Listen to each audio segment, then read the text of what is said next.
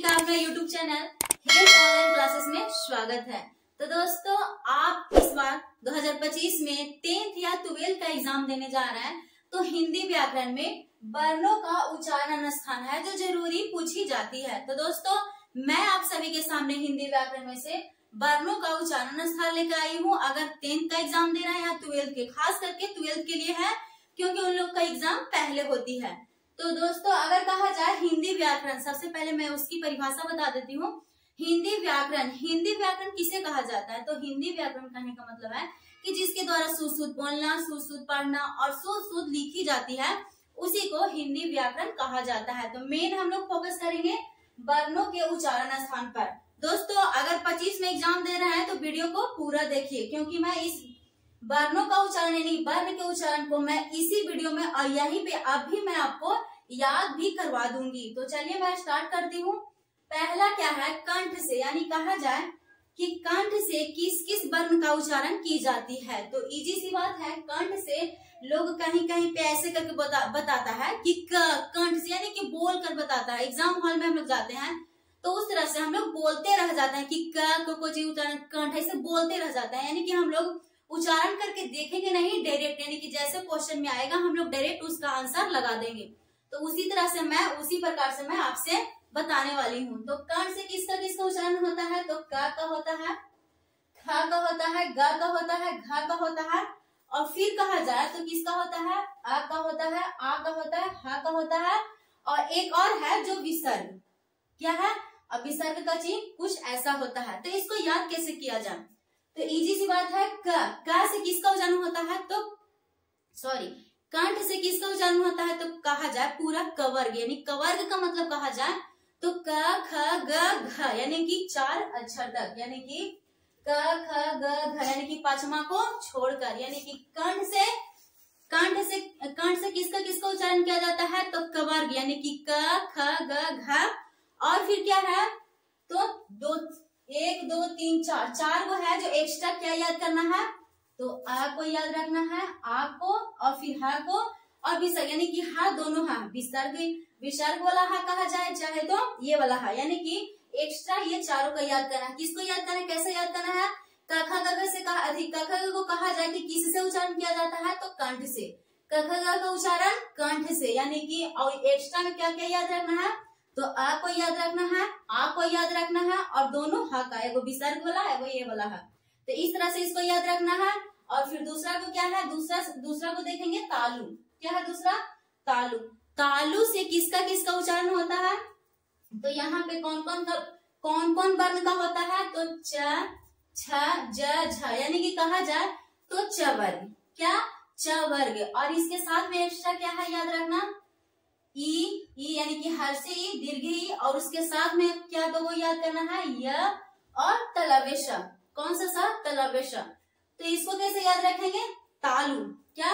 पहला में कंठ से कखगा और दूसरा में तालु, यानी कि कंठ तालु दूसरा नंबर पे आए हैं।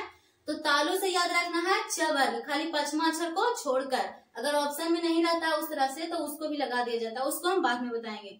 पहले याद रखना है च वर्ग, यानी कि 4 अक्षर तक, यानी कि च छ ज झ, और एक्स्ट्रा में 4 को कौन याद रखना है? तो हर्ष ई, दीर्घ ई।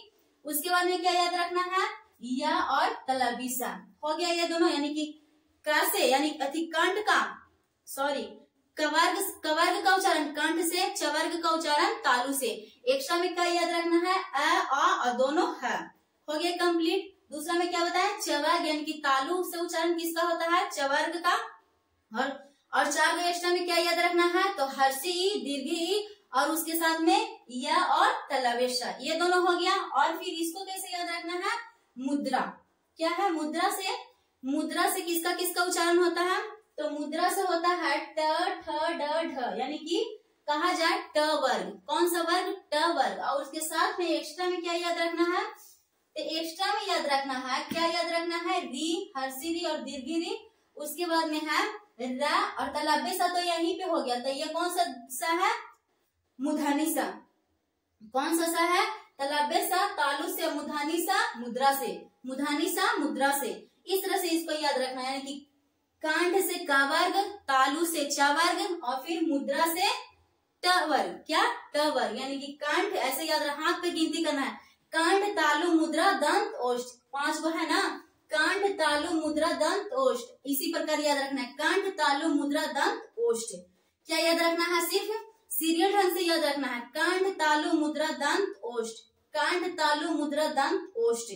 तो इसी प्रकार सीरियल से कंठ से कहा जाए तो कवर यानी कखगा, और तालु से कहा जाए तो चछा यानी कि चवर, और फिर कहा जाए मुद्रा, कंठ तालु मुद्रा, मुद्रा से कहा जाए तो क्या टवर्ग, और फिर कहा जाए दंत यानी कि दंत से क्या याद रखना है? त थ द ध, क्या है? त थ द ध, और उसके साथ में न भी है, और यहाँ पे और क्या याद रखना है? रिली अति ल और लिरी, और फिर स, कौन सा सा? दंती सा। ये तीनों सा है जो अलग अलग के साथ उच्चारण होता है। पहला सा होता है जो तालु के साथ, दूसरा सा होता है जो किसके साथ? मुद्रा के साथ, और फिर तीसरा सा होता है जो दंत के साथ। उसके बाद में प फ वाला जो है प वर्ग कहा जाए, प वर्ग वाला हर किसी को याद रहता है, ये उच्चारण इजी से है, कोई भी इजी से पकड़ लेता है। जैसे कि प, तो ओठ से इसका उच्चारण हो रहा है, यानी कि प का उच्चारण कहा जाए तो किससे होता है? ओष्ठ से, जो ये हर किसी को याद रहता है। बाकी याद कौन सा नहीं रहता है? तो ये सभी, इसको ऐसा ही याद रखना है, सीरियल ढंग से याद करना है। कंठ तालु मुद्रा दंत ओष्ठ, गीत की तरह, गाना की तरह, कंठ तालु मुद्रा दंत ओष्ठ, कंठ तालु मुद्रा दंत ओष्ठ। कैसे? कंठ तालु मुद्रा दंत ओष्ठ, इस तरह से याद रखना है। कंठ कहेगा तो क वर्ग का उच्चारण होता है, तालु से कहा जाए तो च वर्ग का उच्चारण होता है, और फिर तालु मुद्रा से कहा जाए तो ट का उच्चारण की ट वर्ग का उच्चारण होता है, और मुद्रा दंत से कहा जाए तो क्या? त थ द ध का उच्चारण होता है, और फिर क्या कहा जाए? ओष्ठ से तो प फ व का उच्चारण किया जाता है। अगर कहा जाए तो एक्स्ट्रा ये सब याद रखना है। और कहा जाए तो कंठ से ही होता है, और दोनों है भी कंठ से ही होता है, और तीनों सा होता है जो अलग अलग होता है। और फिर हर्षी ई और दीर्घ ई कहा जाए तो तालु के साथ में आती है। कैसे? तालु के साथ, और फिर मुद्रा के साथ में री, दोनों री यानी कि हर्षी और दीर्घ दोनों, और साथ में रा, और कौन सा सा? मुधानी सा, मुधानी सा मुद्रा। ये तो ऐसे ही याद रहेगा, मुधानी सा और मुद्रा दोनों थोड़ा सा नाम मैच करता है। उसके बाद में है दंत से त थ द ध, उसके साथ में क्या याद रखना है? ये 3 गो यानी कि री और ल, और फिर दंती सा। उसके बाद में प फ व तो हर किसी को याद रहता है, प फ यानी प फ व भ, और उसके साथ में क्या 2 गो याद रखना है? हर्षी उ और दीर्घी उ। तो दोस्तों मैं आशा करती हूँ कि मैं जो उच्चारण स्थान आपको बताने का जो प्रयास की तो आपको याद भी हो गया होगा और समझ में आ गई होगी। तो दोस्तों मैं विदा लेती हूँ आप सभी से, फिर मिलूंगी अगले वीडियो में। थैंक यू, धन्यवाद।